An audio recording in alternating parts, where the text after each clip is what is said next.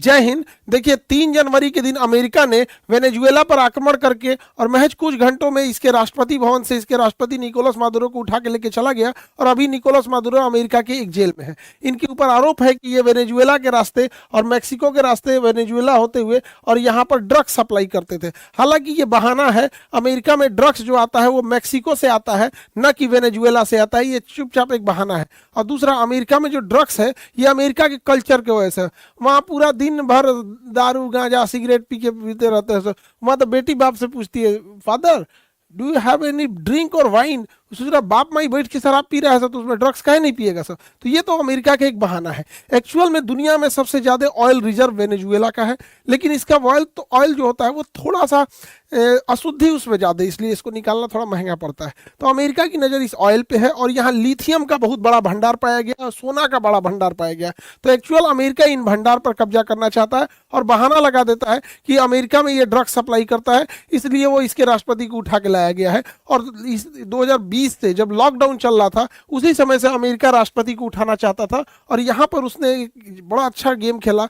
Nicolas Maduro के ही सेनापति, उप सेनापति को इसने मिला लिया और उसने ऑफर दिया कि तुम्हें करोड़ों रुपए दिए जाएंगे, अमेरिका में बस जाओगे, नया पासपोर्ट, नया नाम सब दे दिया जाएगा। उसका अलग नाम दे दिया गया कार्डिनल। अब बाद में ये भी नाम को वो लोग क्या कर देंगे, चेंज कर देंगे। और यही वो व्यक्ति है जो हर एक जानकारी बताते गया। निकोलस मादुरो कितने बजे उठते हैं, कितने गार्ड रहते हैं, रात के समय कौन सा रास्ता होता है, हेलीकॉप्टर कहाँ लैंड करेगा, स्केप रास्ता क्या है, इमरजेंसी में राष्ट्रपति किधर भागेंगे, राष्ट्रपति जिस कमरे में रहते हैं उसकी दीवारें कैसी हैं, दरवाजा कितना मोटा है, किधर खिड़की है या नहीं, A to Z लेआउट। वही ये कार्डेनियल नाम का ये बदला हुआ नाम है, उसी का उप सेनापति ने उसे अमेरिका के CIA एजेंसी को मुहैया कराया था। इस आधार पर बहुत लंबे समय से प्लानिंग चल रही थी और इस प्लानिंग में लगभग 150 जहाजों ने भाग लिया। और 150 जो जहाज है, एयरक्राफ्ट है, अलग अलग टाइप के जहाज है और अलग अलग शहर से उड़ान भरे हैं और सब के सब वेनेजुएला पहुंचे हैं। और सबसे बड़ी बात यह है कि इनके पहुंचने का टाइमिंग एक है, भले उड़ने का टाइम कुछ भी हो, इनके पहुंचने का टाइम एक है। वेनेजुएला को ये लोग संभलने का मौका नहीं दिए और समझते हैं कौन कौन सा इसमें यूज हुआ है। तो जो सबसे पहले वेनेजुएला में एंट्री मारा था, RQ सेंटेलियन नामक ड्रोन एंट्री मारा था। ये 50,000 फीट की ऊंचाई पर उड़ता है और ये स्टिल्ट ड्रोन है। इसे इतनी बेहतरीन फोटो लेता है, हर जगह की पूरी प्रॉपर फोटो ले लिया। स्टिल्ट है तो ये पकड़ में भी नहीं आया। अब इसके बाद अगला नंबर आता है F-35 का। F-35 रडार में नहीं दिखता है दुश्मन के और इसी का फायदा उठा के वो वेनेजुएला का अंदर प्रवेश कर गया। और जब ये वेनेजुएला में प्रवेश किया, अलग अलग जहाजों से, कोई एयरक्राफ्ट कैरियर से उड़ान भरा है, कोई प्यूर्टो रिको के सैन्य अड्डा से भरा है, कोई यहाँ से अलग अलग जगहों से भरा है। तो इसे वेनेजुएला देख नहीं पाई क्योंकि ये स्टिल्थ रडार है। और ये क्या किया, वेनेजुएला के रडार पे फेक सिग्नल भेजना चालू किया। तो वेनेजुएला के रडार कंफ्यूज हो गए कि अचानक से इतने जहाज कैसे आ गए। ये इसका इलेक्ट्रॉनिक वॉरफेयर का तरीका है। अब इसके पीछे चला गया ग्राउलर। ग्राउलर जहाज जो है ये बहुत खतरनाक है, ये इलेक्ट्रॉनिक वॉरफेयर के काम में आता है। ग्राउलर जहाज की खासियत क्या है, ये फेक सिग्नल रडार पे भेज दिया। जब से फेक सिग्नल रडार पे भेजा तो जो वेनेजुएला के रडार थे वो काम उतना अच्छा से नहीं करने लगे। अब यहाँ वेनेजुएला ने एक गलती कर दिया, उसने इन रडार की फ्रीक्वेंसी बढ़ा दी देखने के लिए कि कौन क्या प्रॉब्लम आ गया। हाई पावर फ्रीक्वेंसी दिया और जैसे फ्रीक्वेंसी बढ़ाया गया तो वो तुरंत ये यही चाह रहा था ग्राउलर जहाज, इसके अंदर एक सेंसर लगा हुआ है, वो हाई फ्रीक्वेंसी को देखकर AGM मिसाइल मार देगा। और ये AGM मिसाइल जो होती है रडार किलर मिसाइल कहा जाता है। जहां से हाई फ्रीक्वेंसी आती है वहीं चली जाती है। 9 सेकंड के अंदर 12 रडार उड़ा दिया। वेनेजुएला का आसमान अंधा हो गया। अब पूरा मैदान खाली था। ये रडार YJ रडार थे जो चाइना से आए थे। अब वेनेजुएला के ऊपर कोई जहाज जाएगी, वेनेजुएला को कुछ पता चलने वाला नहीं है। अब यहां अमेरिका से उड़ान भर के इसके ऊपर पहुंच जाता है B-52। ये सेकेंड वर्ल्ड वॉर के समय भी बम गिराया था। इसमें 8 इंजन लगे होते हैं और ये कारपेट बम्बिंग की तरह होता है। तो जो उसका जहां से ये डर था कि वेनेजुएला यहां से अटैक कर सकता है, वहां इतना हैवीली बम्बार्डमेंट कर दिया कि पूरी वेनेजुएला में जो उसकी मिलिट्री एस्टेब्लिशमेंट थी वहां अफरा तफरी मच गया। अब वेनेजुएला के आंतरिक भाग पर हमला भी करना जरूरी था जहां से रेजिलियंस आ सकता था। उसके लिए B-1 लेंसर का यूज हुआ। ये लेंसर जहाज जो होती है ये बड़ा, इसका बनावट ऐसा है कि ये जब दुश्मन के एरिया में घुसता है तो फट से चला जाता है, अंदर प्रवेश कर जाता है। तो जब ये इसे तेज उड़ना रहता है तो अपने विंग्स को ये हल्का मोड़ लेता है और तेज उड़ जाता है। लेकिन जब इसे बम गिराना होता है तो विंग्स को खोल लेता है, क्योंकि जब जितना चौड़ा विंग्स रहेगा धीमा उड़ना आसानी होगा। तो B-52 पहले पूरा बम गिरा दिया, उसके बाद ये विंग्स मोड़ के तेजी से वेनेजुएला के अंदर प्रवेश किया और अंदर प्रवेश करने के बाद ये अपने विंग्स को फैला दिया और धीरे धीरे उड़ते हुए टारगेट के ऊपर बम्बार्डमेंट करना चालू कर दिया। इसके पीछे अब आते हैं असली जो इसमें कमांडो भाग लिए थे, डेल्टा फोर्स वाले। डेल्टा फोर्स जिस हेलीकॉप्टर से सबसे पहले एंट्री करते हैं वो हेलीकॉप्टर का नाम है नाइट स्टॉलर। नाइट स्टॉकर जो जहाज होते हैं, इनमें आगे एक गनर बैठा होता है जो आगे से आ रहे दुश्मन को मारता है, 2 कमांडो इस साइड से, 2 कमांडो इस साइड से, यानी हर डायरेक्शन से कमांडो इस पे बैठे रहते हैं। अब कहीं से भी अगर कोई दुश्मन का स्नाइपर खड़ा है, कहीं कमांडो है, कहीं मिलिट्री है, उसको ये लोग अंधाधुन मारते हुए आगे बढ़ गए। ये नाइट स्टॉकर के पीछे आता है सी हॉक।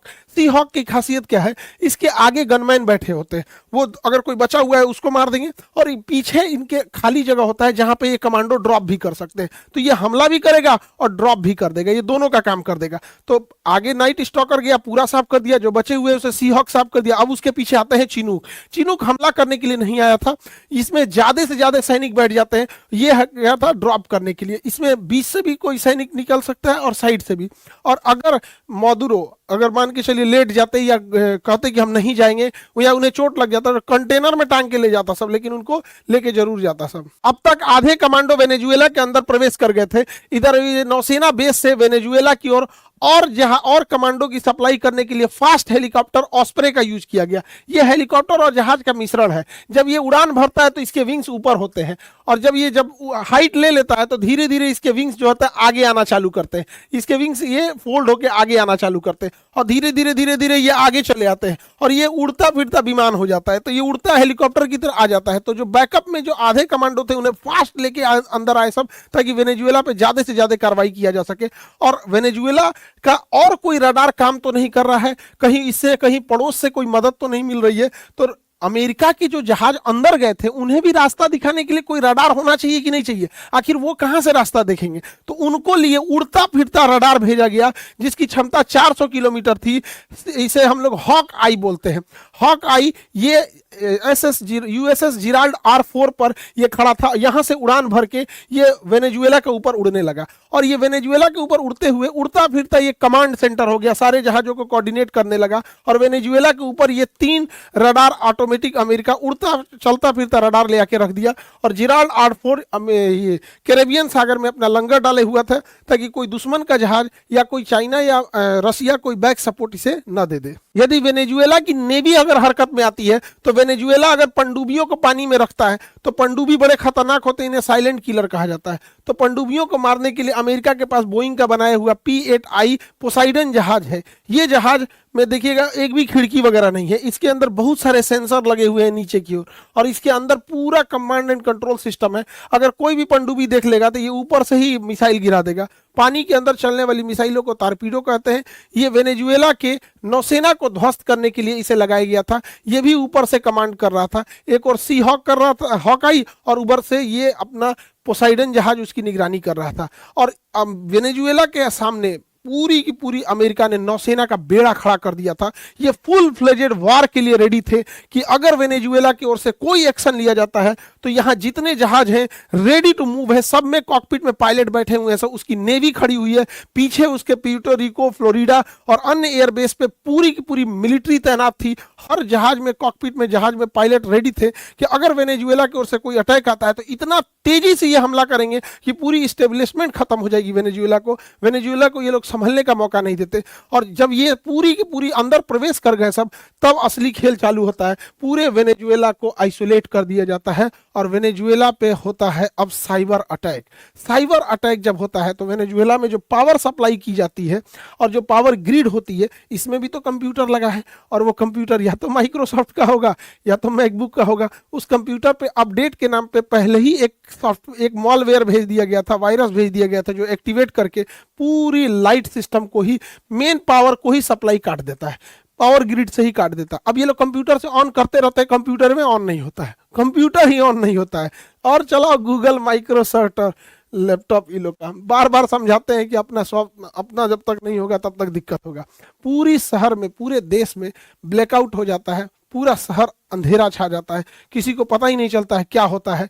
उसके गूगल सैटेलाइट काम करना छोड़ देते हैं, जीपीएस काम करना, वेनेजुएला, अमेरिका का ही जीपीएस वेनेजुएला का जीपीएस काम करना बंद कर देता है। जो भी कंप्यूटर माइक्रोसॉफ्ट और गूगल थे उसका डाटा पहले ही ले लिया गया था। उसके command and computer system hang होने लगते हैं, काम नहीं करता है। अचानक से वेनेजुएला के ऊपर एक भी जहाज का पूरा रडार खाली कर दिया जाता है। ये इतना उसका साइबर कमांड फोर्स इतना एक्टिव था अमेरिका का। जब वेनेजुएला चारों ओर से घिर जाता है तब खेल असली शुरू होता है। चिनूक हेलीकॉप्टर से आए कमांडो बिल्डिंग के छत पर उतरते हैं और इन्हें पता रहता है कि मादुरो जिस मकान में रहेंगे, जिस रूम में रहेंगे, उस पर स्टील की मोटी दीवारें होंगी और उसको तोड़ना बड़ा मुश्किल होगा। इसके लिए ये अपने साथ थर्मल लेंस और ब्लू टॉर्च लेके जाते हैं। ये कितनी भी मोटी स्टील की परत क्यों न हो उसे काट के गिरा देते हैं। अब ये पता कैसे चलेगा? इनके पास तो हथियार है काट के गिरा देने के लिए। किस कमरे में मादुरो है ये कैसे पता चलेगा? कमरा तो बंद रहेगा अंदर से। इसके लिए पूरी बिल्डिंग में मादुरो कहां है, इसके लिए इन्होंने ग्राउंड पेनिट्रेटिंग रडार रखा था, वॉल पेनिट्रेटिंग रडार। इस रडार से हम अगर रखते हैं तो उसके अंदर क्या चीज है दिख जाता है। ये तो नॉर्मल भी चीज यूज होती है, जैसे ट्रक में क्या जा रहा है क्या नहीं जा रहा है तो पूरा खोल के पहले यूज होता था, अब तो रडार से ही ऐसे देख लिया जाता है। लेकिन ये उससे हाई पावर होता है और अंदर ये इंफ्रारेड सिग्नल और हीट सिग्नेचर भेज के भी पता कर लेता है कि इस वॉल के अंदर कितने लोग हैं। और जैसे ही वॉल के अंदर देखा गया कि 2 लोग हैं और कद काठी से पता चल गया कि तो तुरंत दरवाजा तोड़ के अंदर घुस गए और अमेरिकी कमांडो, डेल्टा फोर्स के कमांडो इन्हें उठाकर और यहां से वेनेजुएला से उठाकर और अपने हेलीकॉप्टर में लेकर, और यहीं अमेरिकी नौसेना का जहाज खड़ा था यूएसएस इवो जीमा, और इसी के ऊपर लैंड किया गया और यहीं से ये फोटो रिलीज की गई थी और पूरी दुनिया को बताया गया कि वेनेजुएला के राष्ट्रपति निकोलस मादुरो को किडनैप करके ले आ जा चुका है और अब वो अमेरिकी नौसेना के एक जहाज पे है। यहां से इन्हें प्यूर्टो रिको के भेजा गया हेलीकॉप्टर से, फिर यहां से ये फ्लोरिडा है और यहाँ अभी न्यूयॉर्क में पहुंचे हैं। इनके ऊपर मुकदमा चलाया जा रहा है। एक छोटी सी जेल की सेल मिली है, इसी के अंदर बाथरूम है। एक राष्ट्रपति का ये हाल कर दिया है अमेरिका। पूरी दुनिया को अमेरिका ने दिखा दिया है। अब पूरी दुनिया अमेरिका अपनी नीतियों पे नहीं चल रहा है, अमेरिका ट्रंप की नीति पे चल रहा है। ये दिखाता है कि जब कोई एक तानाशाह पागल होता है तो देश से बड़ी अपनी नीतियां बना देता है। अमेरिका के लिए आगे चल के ये बहुत घातक साबित होगा। वेनेजुएला के पास रूस का दिया हुआ S-300 भी एयर डिफेंस था जो काम नहीं आ सका। Actual S-300 missile defence system ये 30 साल पुराना है। ये F-16 जहाजों के लिए कारगर था, लेकिन अमेरिका ने इसमें X-16 जहाज यूज ही नहीं किया। दूसरा, वेनेजुएला के पास रूस से खरीदा हुआ सुखोई 30 जहाज है। ये सुखोई 30 जहाज भारत के पास भी है। अब समस्या क्या आएगा? इन जहाजों को अमेरिका ले जाएगा अपने नेवाडा एयरफोर्स स्टेशन। अब वहां इसको ये उड़ा के देखेगा कि कितने डिग्री एंगल ये नहीं मुड़ सकता है। तो इसके एक्चुअल कहां कहां ड्रॉबैक है। अब अगर सुखोई पर हमला करना होगा तो ये जो जहाज है, जैसे पाकिस्तान F-16 यूज करता है, तो ये अपने जितने भी जानकार हैं जो इसके दोस्त हैं उसको बता देगा कि अगर इस जहाज को मारना है तो इतना डिग्री नहीं मुड़ सकता है, कितना ऊपर जा सकता है, कितना नहीं जा सकता है, ब्लैक पॉइंट क्या है, और फिर इसका रिवर्स इंजीनियरिंग करके निकालेगा। ये वेनेजुएला के साथ साथ रशिया के लिए भी एक बहुत बड़ा सरदर्द है। हालांकि वेनेजुएला के पास S-300 था जो F-16 को मार गिराता है,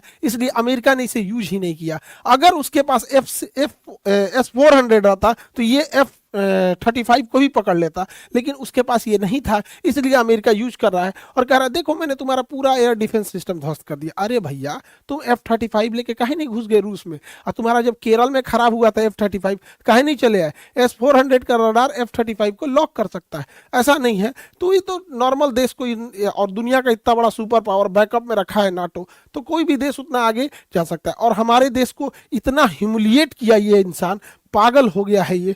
भारत को बड़ा अपशब्द बोला। प्रधानमंत्री हमारे देश की संपत्ति होती है। प्रधानमंत्री को बोलता है ये कि मोदी ने फोन किया, उन्होंने बोला प्लीज मैं आपसे मिलना चाहता हूँ। क्या बदतमीजी है ये बड़ा दुख होता है कि प्रधानमंत्री एक पूरे देश का प्रतिनिधि होता है। एक प्रधानमंत्री की इज्जत पूरे देश की इज्जत होती है। हमें सबको खड़ा रहना चाहिए यहाँ पर। और हम धन्यवाद कहते हैं पहले महाराष्ट्र के लोगों को कि यहाँ जो टेस्ला का पहला कारखाना मिला था, आप लोग को इंडिया की गाड़ियां खरीदी यहाँ पे। ऐसे अमेरिकन वाले प्रोडक्ट्स को यूज करेंगे, ये अल्टीमेटली हम लोग के लिए भी बड़ा सरदर्द बनेंगे। हमको लगता है कि उतना सक्सेस नहीं हुआ महाराष्ट्र में जो टेस्ला खुला था, हमें अपने प्रोडक्ट्स में होना चाहिए। और ये लोग देखिए, हमारे भारत के लोग इन्हें मोटिवेशन मानते, इनकी हिम्मत नहीं हुई थी, ये करोड़ों कमाने वाले लोग, इनकी हिम्मत नहीं हुई थी कि ऑपरेशन सिंदूर पे एक शब्द बोल सके। आप बताइए, हम देशवासियों से पूछना चाहते हैं, क्या इनका कर्तव्य नहीं बना कि एक बार ये बोल सके कि जब ये प्रधान डोनाल्ड ट्रंप, ये पेट्रोल पंप हो गया, पेट्रोल पंप यहाँ पे, इसको पेट्रोल चाहिए यहाँ डोनाल्ड ट्रंप से हटके, जब हमारे प्रधानमंत्री का अपमान कर रहा था तो इन लोग की हिम्मत नहीं होगी, एकदम यहाँ पे ईमान धर्म बेच दिया है सब यहाँ पर। ये लोग क्या करेंगे, पैसे के पे अंधे हो गए। और हमारे देश के लोग कहते हैं कि ये बहुत आगे निकल गए, किसी काम के नहीं, कोई गूगल संभाल रहा है, कोई माइक्रोसॉफ्ट संभाल रहा है, कोई कुछ संभाल रहा है, और एक शब्द नहीं बोला जाता है इन लोगों से अपने देश के प्रति। वही देखिए यहूदियों को इजराइल पे ऊपर जो गजा से हमला हुआ था, तो गजा कोई बहुत बड़ा देश नहीं था, उसके बाद अपनी आर्मी है, एयरफोर्स है, नेवी, कुछ भी नहीं है, और इजराइल इतना शक्तिशाली, बावजूद इसके पूरे यहूदियों ने एक साथ एकजुटता दिखाई। और इन लोगों के ऊपर एक बार आप जरूर सोचिएगा, क्या इन लोगों को बोलना चाहिए कि नहीं बोलना चाहिए। ये हमारे देश का अपमान है, प्रधानमंत्री का अपमान है। प्रधानमंत्री देश का प्रतिनिधि होता है। अमेरिका जिस तरह बेलगाम हो गया है, वो अगला निशाना बनाएगा ग्रीनलैंड को, इधर लेगा क्यूबा को, और यहाँ ईरान पे भी अटैक कर सकता है, क्योंकि अब अमेरिका को रोकने वाला कोई नहीं है। हाल ही में अमेरिका ने यहाँ पर रूस का एक पानी वाली टैंकर को, जहाज को, पेट्रोल टैंकर को भी अपने अंडर में ले लिया, सीज कर लिया, जबकि रशियन पनडुब्बियां इसकी सुरक्षा दे रही थी। लेकिन अमेरिका इतना मन बढ़ गया, किसी से नहीं डर रहा। अब इस घटना के बाद चाइना ताइवान पे कब्जा करने के लिए लीगली वो सेटिस्फाई हो चुका है। अब वो इस ताइवान को कब्जा करेगा, और ताइवान को कब्जा करने के बाद वो सिलिकॉन पर कब्जा कर लेगा, और सिलिकॉन से ही आज पूरी दुनिया की जितने एडवांस चीजें बनती है, चाहे वो किसी भी तरह का पैसेंजर जहाज हो, पनडुब्बी हो, हेलीकॉप्टर हो, स्पेस शटल हो, ड्रोन कैमरा हो, कंप्यूटर हो, लैपटॉप हो, वॉशिंग मशीन हो, कहीं भी हर जगह यूज होता है, तो वो होता है सेमीकंडक्टर। अमेरिका पेट्रोल पे कब्जा करो, चाइना सेमीकंडक्टर पे कब्जा करने जा रहा है। चाइना तो बदला ले लेता है यहाँ पर। अमेरिका ने जो वेनेजुएला के साथ किया, वो भारत के साथ कर सकता है कि नहीं, तो ये भारत के साथ नहीं कर सकता। उसके लिए 3 लोगों का धन्यवाद देना चाहिए। 1974 में स्माइलिंग बुद्धा नाम से इंदिरा गांधी ने परमाणु परीक्षण कर दिया और मिसाइल प्रोग्राम और परमाणु प्रोग्राम को आगे रखा। वो उतना सक्सेस नहीं था और परमाणु बम बन के तैयार था। जरूरत था तो हमारे वैज्ञानिकों को और दृढ़ राजनीतिक शक्ति की। फिर 1998 में अटल बिहारी वाजपेयी और एपीजे अब्दुल कलाम की जोड़ी ने परमाणु परीक्षण कर दिया। ये 3 लोगों का नाम परमाणु परीक्षण के लिए याद रखेंगे कि आज भी अगर हमारे ऊपर कोई इस तरह से हमला करेगा तो हम लोग भी जवाब में ये परमाणु बम देंगे और बढ़िया से उनको जवाब दे दिया जाएगा। तो ये जरूरी है। हर देवता को देखिएगा, उनके पास एक हाथ आप देखेंगे करुणा के लिए, आशीर्वाद के लिए रखे रहेंगे, और सबके पास अपना शस्त्र है। किसी के पास भाला है, किसी के पास त्रिशूल है, किसी के पास गदा है, सबके पास। इसका मतलब ये है कि करुणा बनाए रखिए, लेकिन रखिए अगर कोई बदतमीजी करेगा तो धो देना है। अमेरिका किसी भी देश को मारने से पहले उसने कई नीतियां अपनाता है। आप देखिएगा, सबसे पहले उस देश का व्यापार खत्म करने के लिए उस पर टैरिफ लगाता है, फिर ट्रेड वार कर देता है, उसके पार्ट्स को मुहैया कराने से रोक देता है, उसकी जीडीपी को गिरा देता है, उसके किसी इंसान, पॉलिटिशियन या बिजनेसमैन पर सैंक्शन लगा देता है कि आप आ जा नहीं सकते हैं, उसके किसी प्रोडक्ट पर एम्बार्गो लगा देता है कि आप इस प्रोडक्ट को नहीं बेच सकते। जैसे इसने अभी वेनेजुएला पे ऑयल एम्बार्गो लगा दिया यहाँ पर।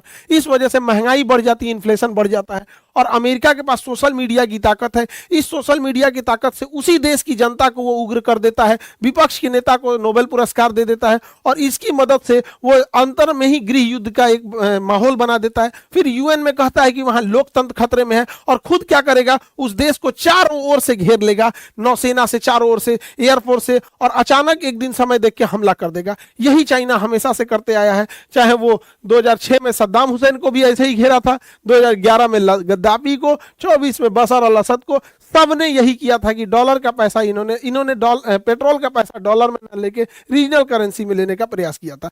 इन लोगों को आज तक नहीं समझ में आता है कि चाइना, अमेरिका पिछले 3-4 साल से घेर के इकोनॉमी गिरा देता है। अमेरिका को अगर कोई अच्छा से जवाब दे सकता है तो किम जोंग। अमेरिका जब भी इसके बारे में कुछ भी बोलता है, अभी कल तो 2-4 गो हाइपरसोनिक मिसाइल मारा है, इसका सीधा कहना है अगर अमेरिका कोई एक्शन हमारे ऊपर लेगा, घेराबंदी चालू होगा, तो सबसे पहले जापान को मुंगा देंगे और साउथ कोरिया को मार देंगे। ये दोनों बहुत डेवलप है। ये कहता हम क्या किए, कहा वो सब हम नहीं जानते हैं, हम तुमको मार के खत्म कर देंगे, परमाणु बम पहले इन्हीं पे मारेंगे। अब ये लोग कहते हैं कि भैया तुम दूर ही रहो, क्योंकि इन दोनों ने अमेरिका का साथ भी देते हैं। तो ये एक तरह से बढ़िया काम करता है अमेरिका के लिए। आप देखें किस तरह से टेक्नोलॉजी किसी देश को पंगु बना देती है। अगर हम टेक्नोलॉजी अपना नहीं रखेंगे तो आज के परिदृश्य में युद्ध में बहुत दिक्कत हो जाएगा। आज से 6 महीना पहले हम एक बात बोले थे कि हमारा अपना सोशल मीडिया नहीं है, हमारा अपना गूगल नहीं है, हमारा यूपीआई गूगल इस सबको बंद कर देगा, गूगल चाहे तो घुटना पे ला देगा। तो बहुत आदमी गुस्सिया गए थे कि सर ऐसे कैसे कर दिए, भारत इतना कमजोर है कि गूगल घुटना पे ला जाएगा। एगो इंडिगो ला दिया था घुटना पे, ले एगो इंडिगो जहाज, सोशल मीडिया हम लोग का नहीं है। सोचिए, ये प्रधानमंत्री का जो जहाज है हम लोग के पास, अपना प्रधानमंत्री राष्ट्रपति का जो जहाज है नहीं, बोइंग अमेरिका का है। अगर वो चाह देगा सॉफ्टवेयर रोकने के लिए तो उड़ान भरने से रोक देगा। तो ये जरूरत है हम लोग को, देश को, कि हमें अपना सॉफ्टवेयर, आज आप कोई कंप्यूटर लीजिए, माइक्रोसॉफ्ट का होगा, मैकबुक का होगा, कोई सोशल मीडिया है, ये सारा का सारा सोशल मीडिया वगैरह अमेरिका से कंट्रोल्ड किया जा रहा है। तो भारत को जरूरत है चाइना की तरह आत्मनिर्भर बनने की, ताकि हम भी अपनी चीजों को कंट्रोल कर सके।